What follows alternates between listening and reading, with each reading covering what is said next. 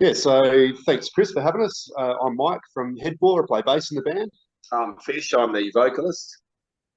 And yeah, good to have a chat with you. We have got a new track, as you've just mentioned, Digging My Grave. So, yet to record it or anything, but we've given it a couple of outings live and it's going down really well.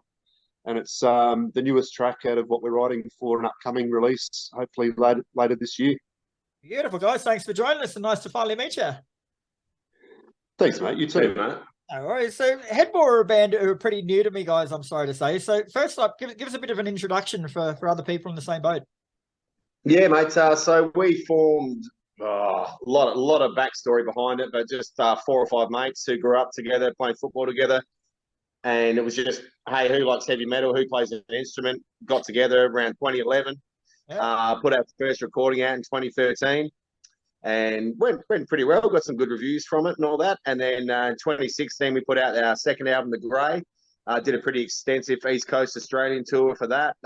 Put out a few film clips and hit it pretty hard.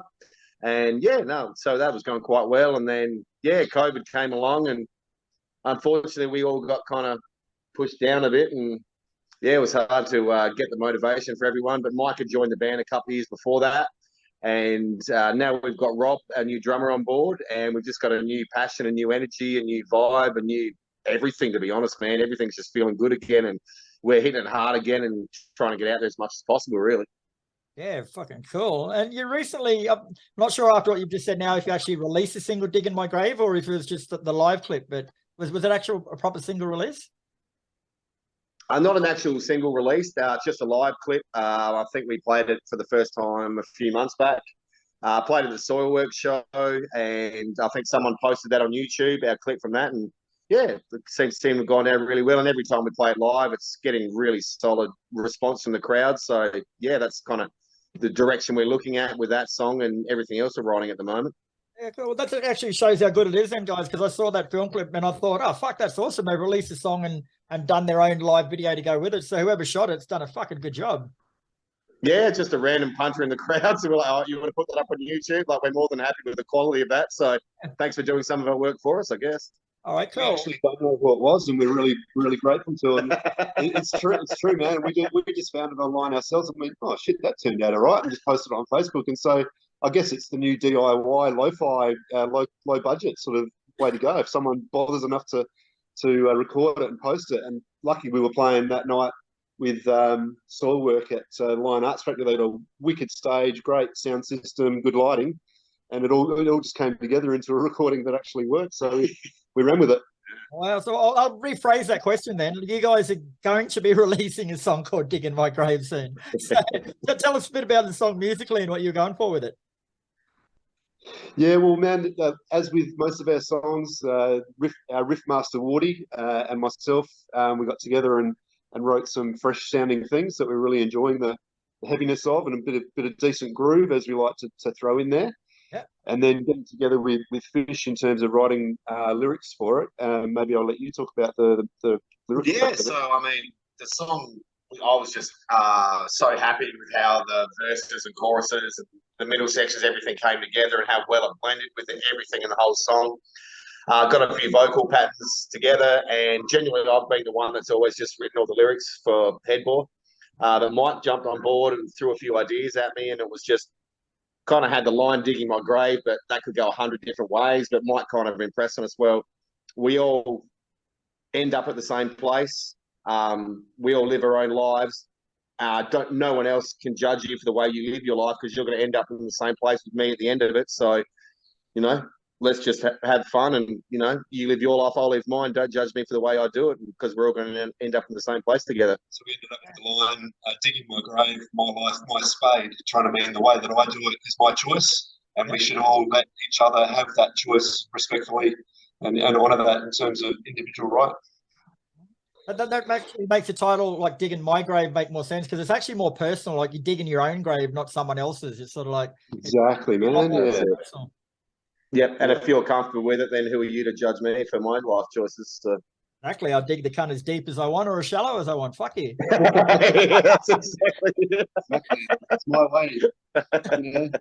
So, and the thing about that song for us is, like, even just jamming it still in the rehearsal space, we just enjoy it so much. Like, look around, we're just all feeling it and going like, this is fun to play and enjoy it. And, you know, it's kind of embodied what Fish was saying about the new energy and the new passion, the new vibe. It's all sort of present in that song. So while we're sort of not releasing it as a single as such, because we'll probably just go into a full recording and get all the songs down together, but it's for us, you know, kind of capturing all of that new energy. And yeah, we're just really enjoying doing it. Yeah, cool. And you say Digging My Grave is off like a full length that you get hopefully released later on this year. So is that song a good representation of what the album's going to be musically? I think so. Yeah. It's probably on the fresher end of things. I think you could say that what the band is writing at the moment is kind of refining and you know, a next stage of development for the band. So, but without wanting to lose any of the you know, the original groove that we just love throwing into things. Yeah, I think it's the next evolution for our band. We've always prided ourselves on being able to write good riffs and put them together. But I think that's becoming stronger now, and having Rob, the new drummer, on board. This is the first album Mike's been on board with as well. So we've got 2 new members, both bringing in new, fresh ideas, their own take on things. So, yeah, still writing good riffs, but I think the way we're putting them together, it's standing out more. I think we're all more energized. And as Mike said, when we jam on Digging My Grave, and another new song we've written called Sticks and Stones, like, everyone's just loving it and just headbanging their ass off in the jam room when we're playing them. So if we're feeling it, we're hoping everyone else will feel the same way. And are you guys the type of band like who goes into the studio with a clear musical direction in mind, or do you sort of more go by feel once you're in there? I think it's mostly set. I think we will have spent quite a bit of time working things up to the point where we feel ready to make the most of our time in the studio. You know, with the other pressures of life, we probably won't have the luxury of being, you know, too creative with our time in there. It'll be a matter of going in there and getting down what we've already prepared, but staying open-minded if ideas come up as well, and, you know, going with the spur of the moment, as might occur if we're lucky enough. Yeah. But mostly what we will have prepared by that point, I think. Yeah, cool. And we mentioned before your Soilwork support, which was not so long ago. So how was that? It would have been pretty fucking cool. Amazing. Like, we actually had something we called the Headbore curse for international supports. So, as particularly after our second album, The Grey, like, as I said, we were touring pretty hard, putting out video clips, like, you know, had management, you know, distribution, all that sort of stuff, and we just couldn't crack it. And we finally got one. And the week leading into our first international support, our drummer fell off his bike and broke his collarbone. And then we finally got a second one, which was actually with Unearthed. And then COVID happened, so that one got canned. So leading up to Soilwork, we were pretty excited, but also pretty nervous as what could have happened to us.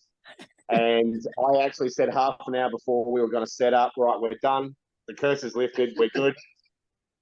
We were playing with Freedom of Fear with a band between us and Soilwork, whose drum set we were using. And we just got a phone call saying, oh, the drummer's locked the drum set in his car in a car park in town and can't find his keys. No. So I thought, we were like, fuck, the curse is just done. Like, it's actually real.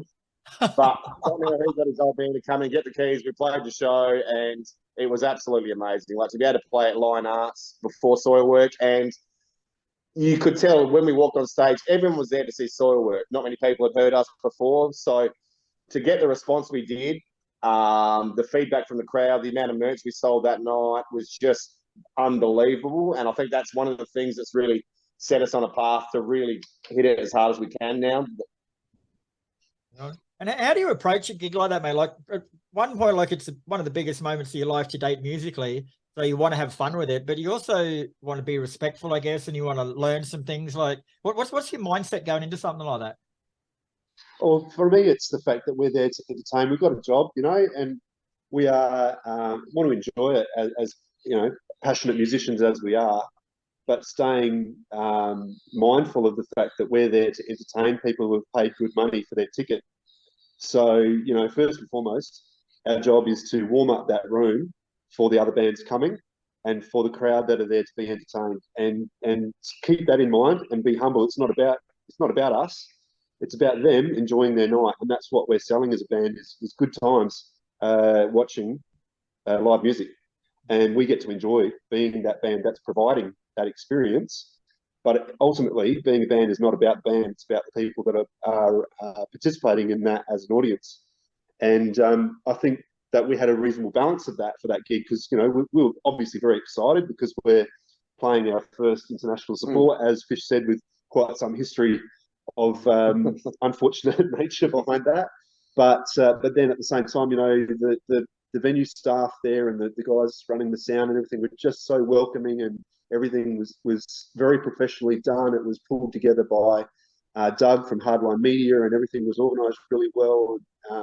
It just helped us feel really super comfortable about going there and doing our job, but enjoying that to the fullest. Yeah, and that's the professional answer, mate. Now, what really happened? You guys all hugged backstage and you looked at each other and went, "Fuck yeah, this is awesome." We are the sickest band ever. No, I mean, what Mike said is exceptionally true, and that was our attitude going into it. But I mean, being able to sit in the room and watch Soilwork sound check, you know, that's amazing. You know, you don't want to tread on anyone's toes, but when you realise they're all, hey, you can come and have a chat to us and have a photo with us if you want, and enjoy those kind of moments with a huge international band. So we definitely did that as well. But yeah, so we had a shitload of fun as well as, you know, doing our role to warm the crowd up and being the first band on that night. And, you know, when you walk on stage midweek Adelaide for an international support and the room's full, you know, you want to play well and try and keep that room full for the next band, which is Freedom of Fear, and they want to do the same for Soilwork. And I think every band did their part that night and just made it an amazing evening. Yeah, very cool. You guys are from South Australia, like, which has got a really good metal scene, mate, but it sort of often seems to be left out of events, I guess, like, because it's so far away. But do you think coming from a place like South Australia is more of a hindrance or an advantage musically for you guys? Here locally, there's a pretty strong scene. It's a real advantage being part of this here. You know, if you look at it from a local perspective, yeah, we do miss out on a bit of bands coming through. And I've got to say that's probably distance, as you mentioned, but it's somewhat cultural as well. Like, we tend to wait to the last minute to buy tickets here in Adelaide. Don't commit to things, and that makes it really hard for, you know, business viability of big tours coming through. And we got no one to blame for that but ourselves in terms of how we make our social decisions. But, you know, I think that there's a bit of a sense, I don't know if I'm right because we're from here, and maybe it'd be good to hear this from someone else's perspective from elsewhere, but there's a bit of a sense that there's something happening in Adelaide, and it's great to be part of that. You know, the Froth and Fury Fest that we played at the end of last year, organised by Jason North, and the New Dead Promotions, was unbelievable. You know, he's been doing fests and that sort of thing for a long time, but they had international headliners, which hasn't always been the case, and it was just hugely attended. We had a spot on that as well, and it makes you really proud to be South Australian and see things like that happening. If we can't get, you know, a big scale, you know, like Knotfest happening over here, there are dudes doing it themselves, and it's just amazing. Yeah, I mean, people came from all around Australia for the Froth and Fury. Like, the amount of people you bump into, just hearing where they came from and how much effort they put in to come to that festival, was just made you be proud to be in the SA metal scene, just to be South Australian, and yeah, it was awesome. Yeah, shit on. So what's next for Headbore, guys? You got any shows coming up? We do have one on the 24th of February, Friday, 24th of February, with Victoria K from Melbourne. So they're an amazing symphonic metal band, doing great things, and they're doing their tour for the Chlore album. Adelaide's the last stop on that tour that they're doing, so we've got the pleasure of playing with them again to support them for that. So that'll be killer, along with In the Burial favourites over here as well, also with a female vocalist, same as Victoria K, and Executus, another band over here as well. So that'll be a killer night. So we've pretty much got something every month at the moment. We're not trying to fill up our dance card too much. I think people might get a bit sick of us, man. I'm sick of me already. Very good, guys. All right, that's all I've got for you. It's a pleasure to actually meet you. Make sure you keep in contact when you got stuff coming out, guys, and hopefully I'll make it over your way for a beer one day soon.